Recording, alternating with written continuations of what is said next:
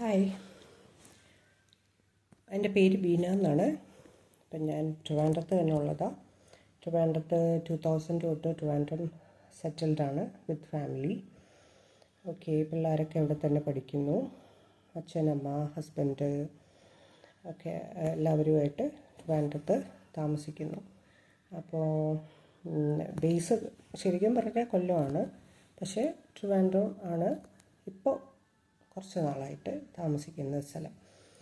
Okay, അത് കഴിഞ്ഞിട്ട് ഞാൻ പ്രധാനമായിട്ടും ഒരു വീഡിയോ എടുക്കണം എന്ന് തീരുമാനിച്ചതിൻ്റെ ഉദ്ദേശം എന്ന് പറഞ്ഞാൽ എൻ്റെ ഓഫീസിൽ 2017 നടന്നൊരു സ്കാമിനെ കുറിച്ചിട്ട് പറയാനായിരുന്നു.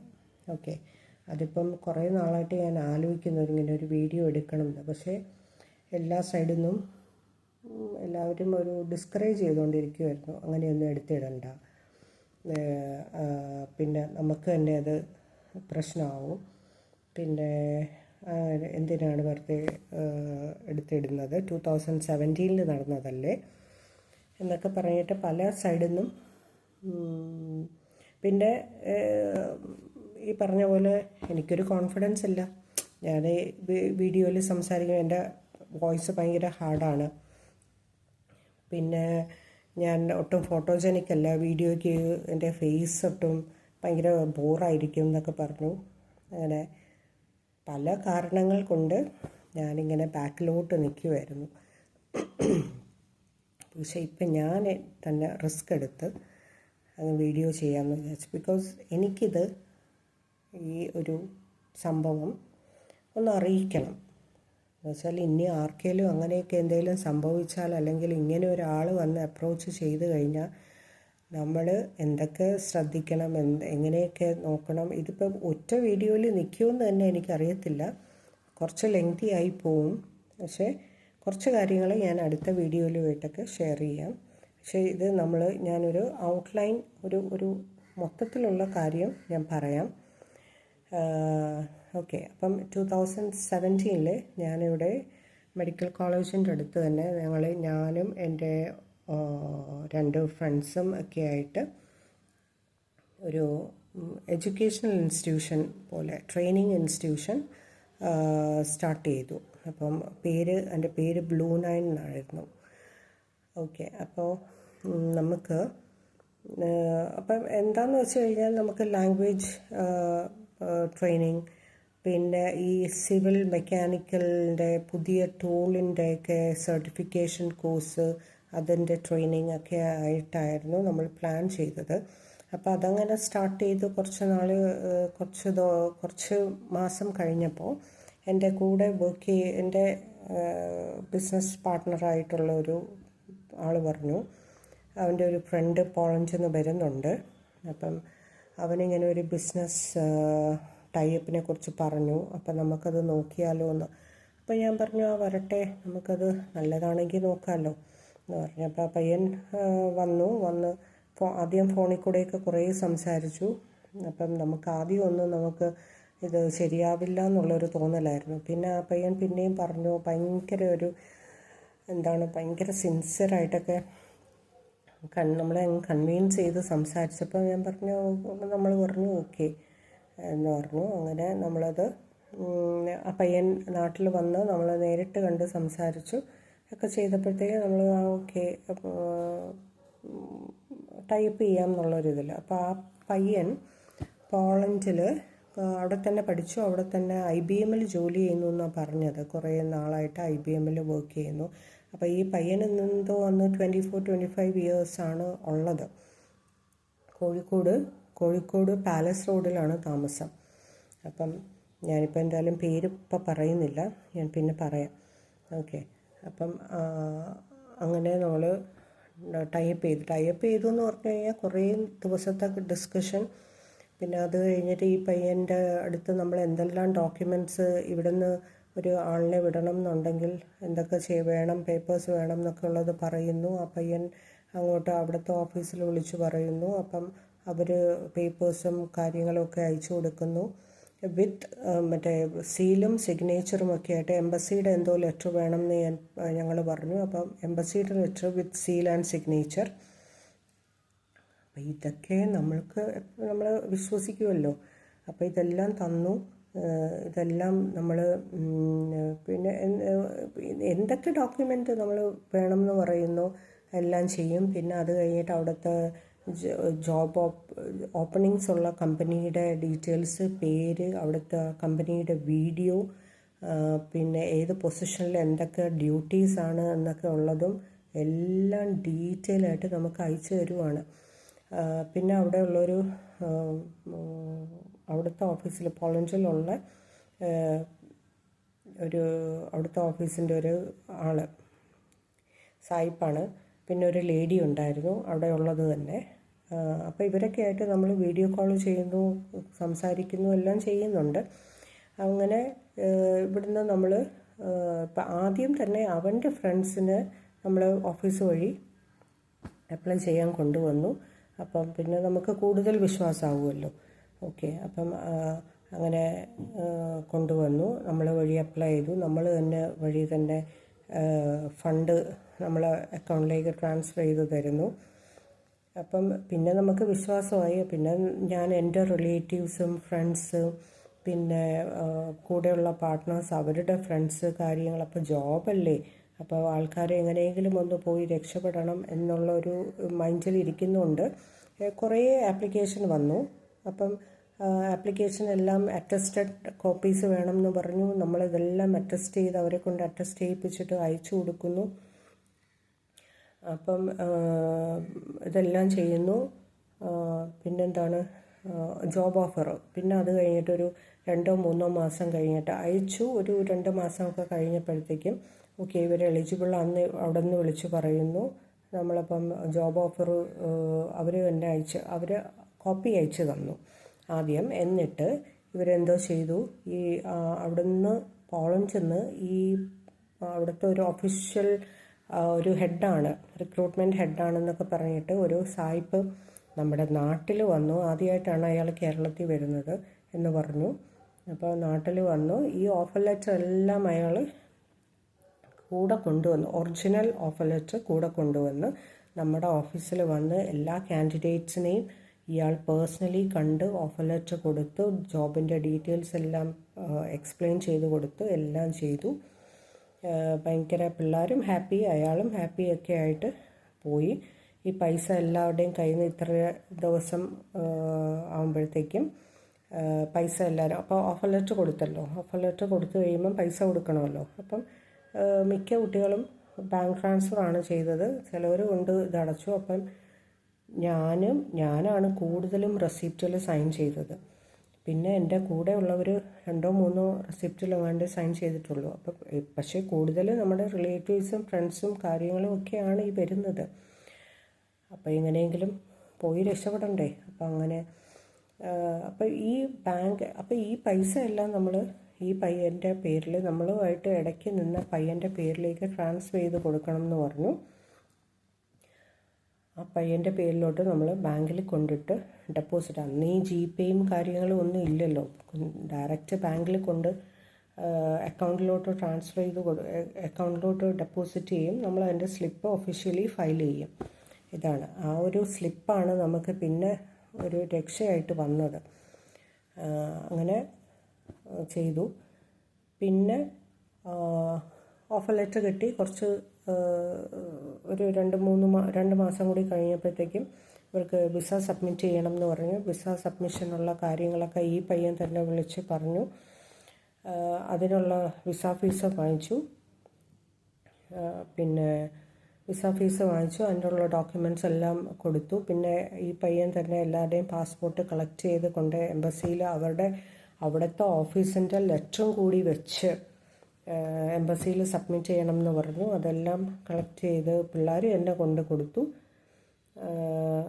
എന്നിട്ട് പറഞ്ഞു ഒരു കുറച്ച് ദിവസം കഴിയുമ്പോഴത്തേക്കും വിസ ഇൻ്റർവ്യൂവിന് വിളിക്കും, അപ്പം നിങ്ങളെല്ലാവരും റെഡിയായിരിക്കണം എന്ന് പറഞ്ഞ് പിള്ളേരെല്ലാം നമ്മൾ ഇൻ്റർവ്യൂവിന് റെഡിയൊക്കെ ആക്കി എംബസിയിൽ പോയി എന്നൊക്കെ പറഞ്ഞ് ഇരുന്ന സമയത്ത് ഈ പയ്യൻ വിളിച്ച് പറയുന്നു എല്ലാവർക്കും ഈ വിസയാണ്, അപ്പോൾ എല്ലാവരുടെയും വിസ ഓക്കെയാണ് എന്ന് പറഞ്ഞ് വിസയും അയച്ചു കൊടുക്കുന്നു.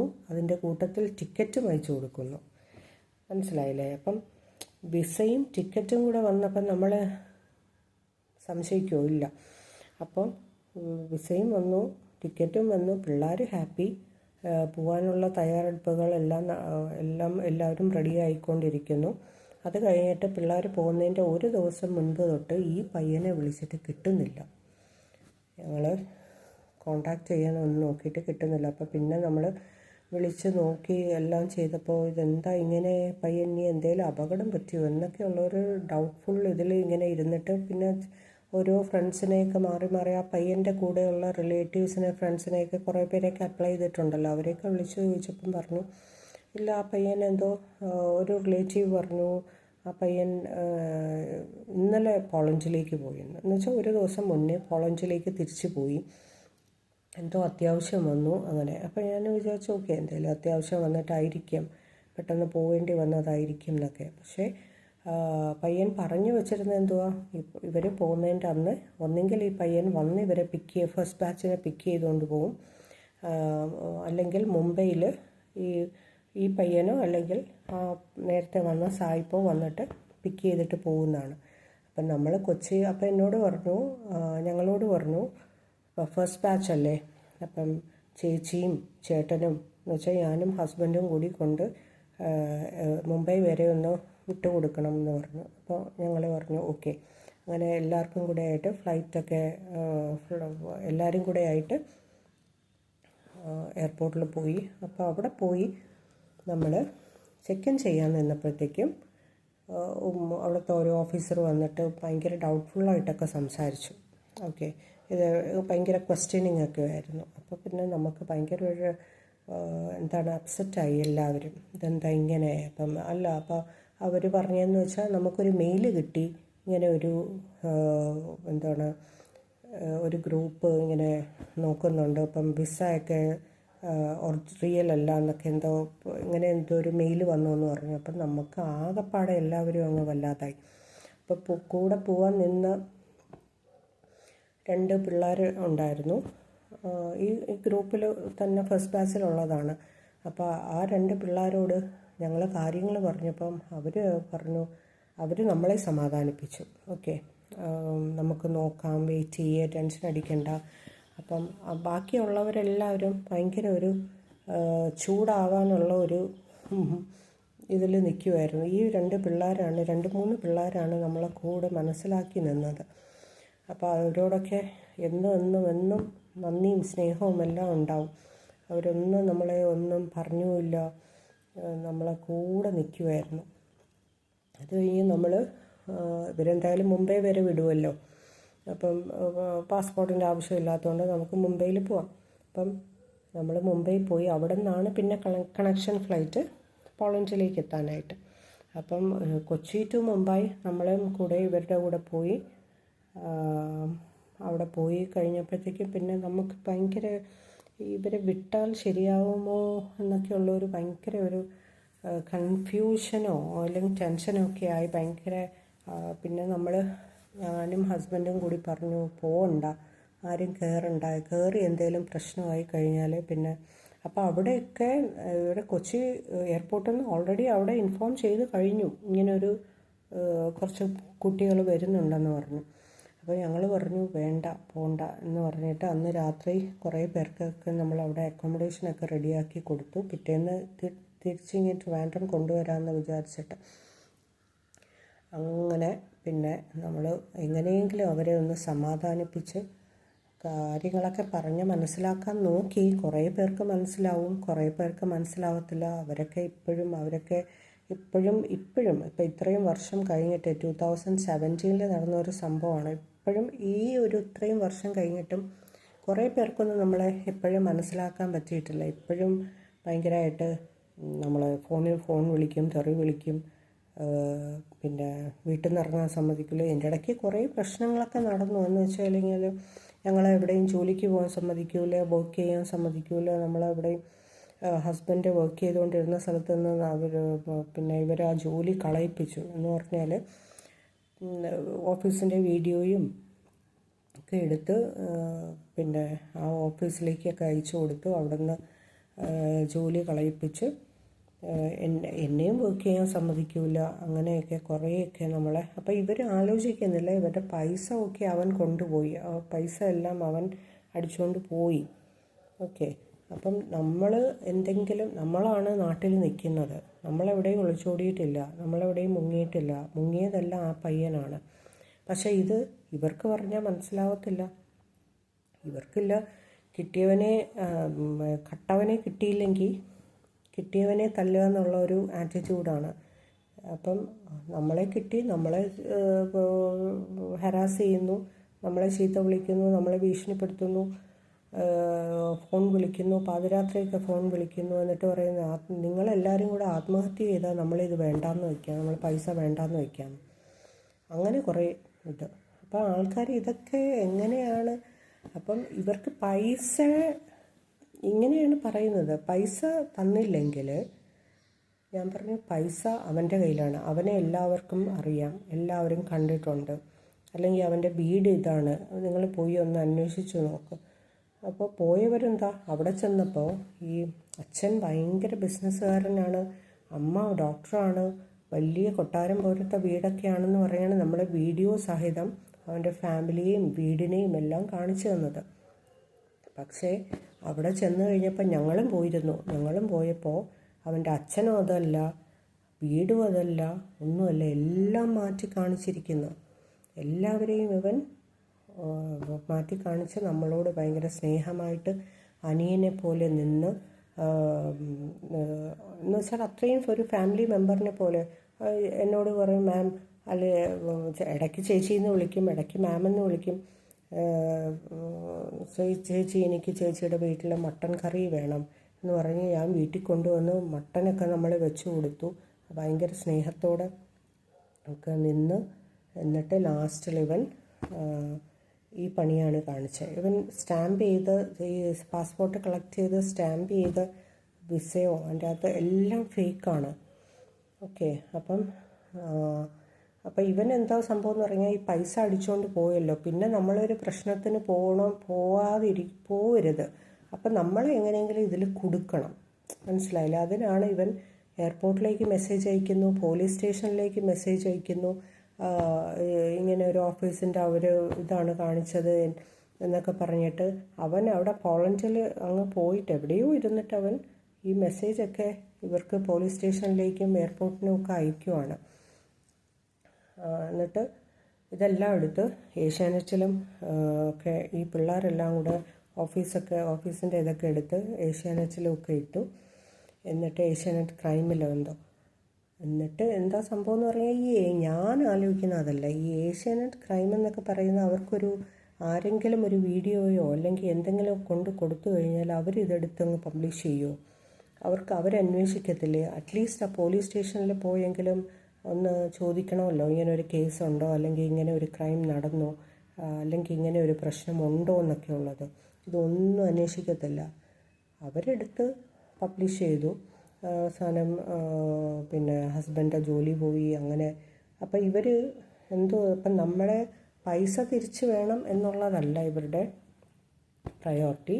നമ്മളെ ഹരാസ് ചെയ്യുക, ഒരു കുടുംബത്തെ കിട്ടി അല്ലെങ്കിൽ ഒരു സ്ത്രീയെ കിട്ടി എങ്ങനെയെങ്കിലും മാക്സിമം ഹരാസ് ചെയ്യുക. അതിൻ്റെ അകത്ത് പ്രധാനമായിട്ടും നെയ്യാറ്റിൻകര ഉള്ള ഒന്ന് രണ്ട് പിള്ളേരാണ് ഏറ്റവും വലിയ, നമ്മളെ ഒട്ടും മനസ്സിലാക്കാതെ ഇപ്പോഴും നമ്മളെ ഹരാസ് ചെയ്ത് വീട്ടിൽ കയറി വന്ന് അമ്മയെ ഭീഷണിപ്പെടുത്തുക. ഇതൊക്കെയാണ് ആ പയ്യൻ ചെയ്തുകൊണ്ടിരിക്കുന്നത്.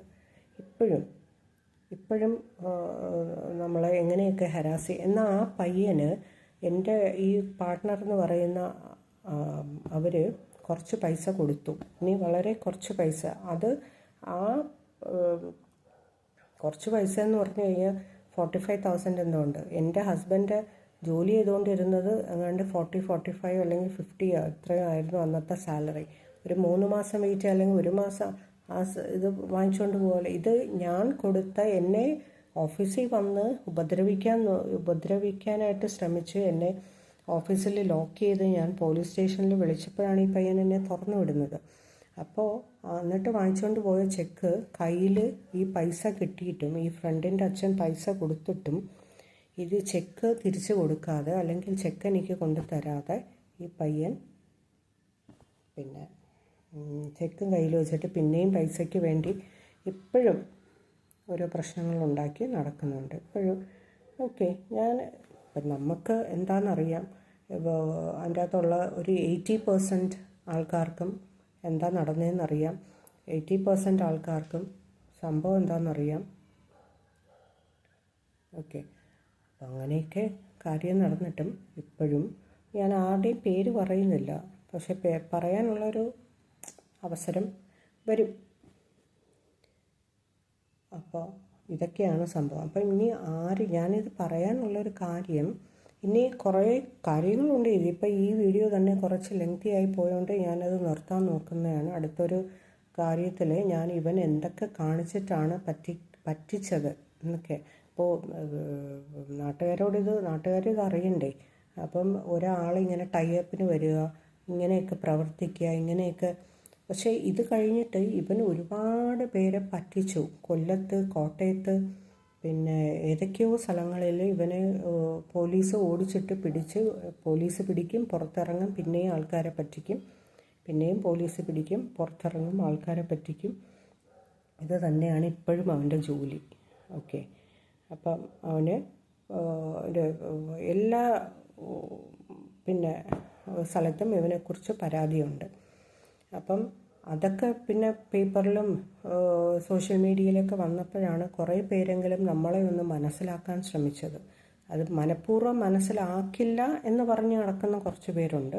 അതല്ലാതെ നമ്മളെ മനസ്സിലാക്കിയത് ഇങ്ങനെ ആ പയ്യൻ്റെ പിന്നെയും ഉള്ള പറ്റിക്കലിൻ്റെ സ്റ്റോറി പുറത്ത് വന്നപ്പോഴാണ് എല്ലാവരും ഒന്ന് മനസ്സിലാക്കാൻ ശ്രമിച്ചത് തന്നെ.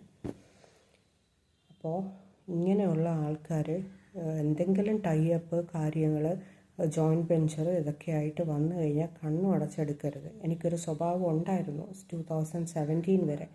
എല്ലാവരെയും കണ്ണടച്ച് വിശ്വസിച്ച് എല്ലാത്തിനെയും എടുത്ത് ചാടുന്ന, അല്ലെങ്കിൽ എവിടെയെങ്കിലും എന്തെങ്കിലും എങ്ങനെയൊക്കെ പറഞ്ഞു കഴിഞ്ഞാൽ ഞാൻ വണ്ടി പിടിച്ച് പോയി തലയിൽ പിന്നെ പ്രശ്നങ്ങളെടുത്ത് ചുമന്നുകൊണ്ട് വരുന്നൊരു അസുഖം ഉണ്ടായിരുന്നു എനിക്ക്. അതങ്ങ് തീർന്നു കിട്ടി. ആ അസുഖം അങ്ങ് മാറി ഈ ഒരു പ്രശ്നത്തോടെ. ഓക്കെ, അപ്പം ആൾക്കാർ ശ്രദ്ധിക്കണം. ഇവൻ വഴിയാണെങ്കിലും ഇനി കറങ്ങിത്തിരിഞ്ഞ് കുറേ പേരെ അവൻ ഇപ്പോഴും പറ്റിക്കുന്നുണ്ട്. അപ്പോൾ ഇങ്ങനെ ഉള്ള ഒരു വ്യക്തി വന്നു കഴിഞ്ഞാൽ, ഓക്കെ, ആര് വന്നാലും ഭയങ്കരമായിട്ട് ശ്രദ്ധിക്കണം, സൂക്ഷിക്കണം. ഒന്നിലും എടുത്ത് ചാടരുത്. ഇങ്ങനെയുള്ള പ്രശ്നങ്ങൾ ഒരുപാട് നാട്ടിൽ നടക്കുന്നുണ്ട്. അപ്പോൾ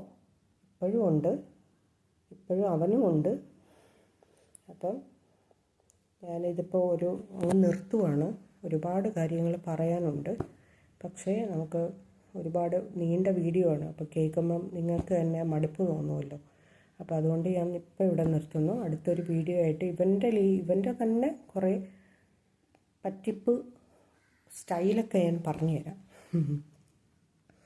ഓക്കെ, അപ്പം ബൈ.